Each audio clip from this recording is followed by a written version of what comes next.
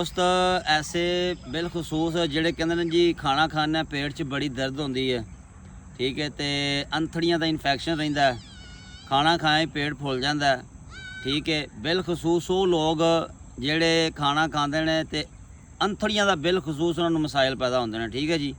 ਆਂਤਾਂ 'ਚ ਸਵੈਲਿੰਗ ਹੋ ਜਾਂਦੀ ਹੈ, ਇਨਫੈਕਸ਼ਨ ਹੋ ਜਾਂਦਾ, ਜਿਹਦੀ ਵਜ੍ਹਾ ਤੋਂ ਪੇਟ 'ਚ ਦਰਦ ਰਹਿੰਦੀ ਹੈ, ਮਰੋੜ ਉੱਠਦਾ, ਤਰ੍ਹਾਂ ਤਰ੍ਹਾਂ ਦੇ ਮਸਾਇਲ ਨੇ, ਠੀਕ ਹੈ ਜੀ। ਹਾਜਤ ਵਾਸਤੇ ਜਾਂਦੇ ਨੇ, ਬੜੀ ਦੇਰ ਲੱਗ ਜਾਂਦੀ ਹੈ। ਉਹਨਾਂ ਦੋਸਤਾਂ ਵਾਸਤੇ ਬਿਲਖਸੂਸ ਇੱਕ ਸਬਜ਼ੀ ਦੱਸਣ ਲੱਗਾ, ਠੀਕ ਹੈ, ਤੇ ਤਕਰੀਬਨ ਮੁਹੱਲੇ ਦੀ ਹਰ ਦੁਕਾਨ 'ਚੋਂ ਮਿਲ ਜਾਂਦੀ ਹੈ, ਆ ਰਹੀ ਹੈ। ਇਹ ਜਨਾਬ ਤੁਸੀਂ ਦੇਖਦੇ ਪਏ ਹੋ, ਇਹ ਮੂੰਗਰੇ ਨੇ, ਮੂੰਗਰੇ, ਠੀਕ ਹੈ ਜੀ। ਇਹ ਮੂੰਗਰਾ ਤੁਸੀਂ ਦੇਖਦੇ ਹੋ, ਹੁਣ ਤੇ ਖੈਰ ਇਹਨੂੰ ਲੈ ਗਏ ਨੇ ਤੋੜ ਕੇ ਮੰਡੀਓ।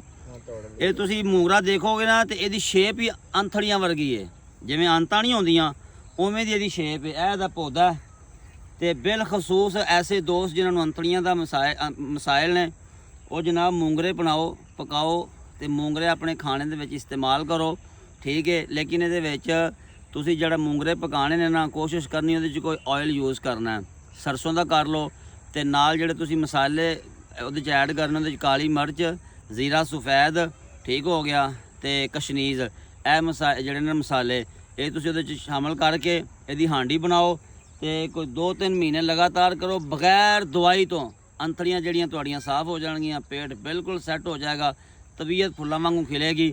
ਤੇ ਯਕੀਨਨ ਤੁਹਾਨੂੰ ਇਹ ਵੀਡੀਓ ਜਿਹੜੀ ਅੱਛੀ ਲੱਗੀ ਹੋਏਗੀ। ਮੈਂ ਆਇਆ ਜਨਾਬ ਅੱਜ ਇੱਕ ਜਗ੍ਹਾ ਤੇ ਮੈਂ ਬਾਹਰ ਨਿਕਲਿਆ, ਮੈਂ ਕਿਹਾ ਚਲੋ ਦੇਖਦੇ ਹਾਂ, ਤੇ ਮੂੰਗਰੇ ਨਜ਼ਰ ਆਏ ਨੇ, ਮੈਂ ਕਿਹਾ ਚਲੋ ਅੱਜ ਮੂੰਗਰੇ ਦਾ ਵੀਡੀਓ ਬਣਾ ਦਿੰਦਾ, ਦੱਸਣਾ ਕਿ ਮੂੰਗਰੇ ਦੇ ਫਾਇਦੇ ਕੀ ਨੇ, ਠੀਕ ਹੈ। ਇਸ ਤੋਂ ਪਹਿਲੇ ਤੁਹਾਨੂੰ ਨਹੀਂ ਸੀ ਪਤਾ ਕਿ ਮੂੰਗਰਿਆਂ ਨੇ ਕੀ ਕੰਮ ਕਰਨਾ ਹੁੰਦਾ ਹੈ।